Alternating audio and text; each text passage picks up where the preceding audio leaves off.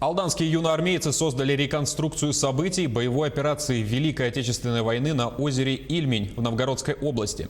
В составе 4 лыжных бригад, которые участвовали в освобождении Старой Руссы, были и красноармейцы, якутяне. С участниками реконструкции пообщался Руслан Павлов.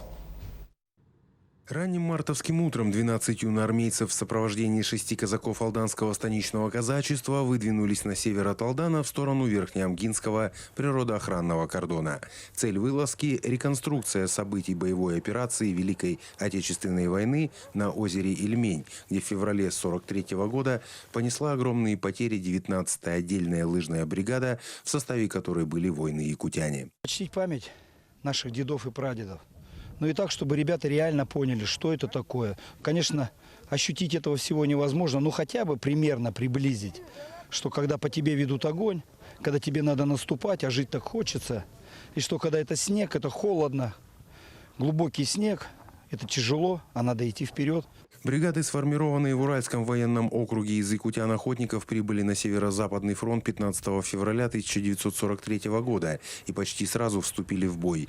Перед ними ставилась задача глубоким обходом через Ильмень захватить деревни в устьях рек Псижа и Перехода. 22 февраля 1943 началось наступление. Бойцы лыжных бригад в белых маск-халатах совершили марш с полной боевой выкладкой. Противник находился на высоком Ильменском берегу, а якутские стрелки вынуждены были наступать на открытом пространстве по замерзшему Ильменю. При подходе к берегу на якутян была обрушена вся огневая мощь противника.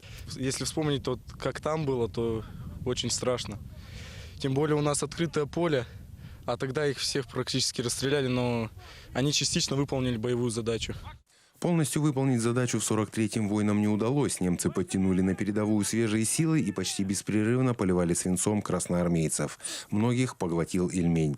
В мирное же время в рамках реконструкции юноармейцы, воодушевленные подвигом дедов и прадедов, выполнили задачу и укрепились на высоте, выбив врага. Все полегли, правый фланг частично занял высоту, частично выполнил задачу.